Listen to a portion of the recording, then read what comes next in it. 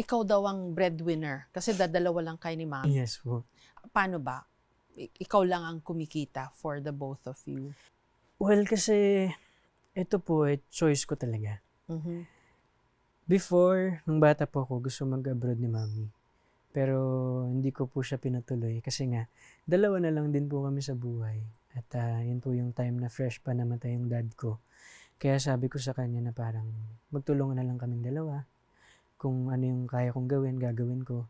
Para magkasama pa rin po kami.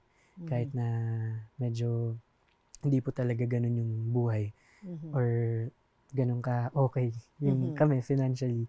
Pero ayun nga po, ngayon po, ako po talaga yung breadwinner sa amin. Ang galing at a young age, alam mo na kung anong gusto mong gawin. Parang gusto ko maging artista para dun kayo magiging stable ng mami mo. At ikaw pa mismo nagpatigil sa mami mo na magtrabaho. Ganun ka-focused at ganun ka-determined even when you were small. Yes po. Pambihira yun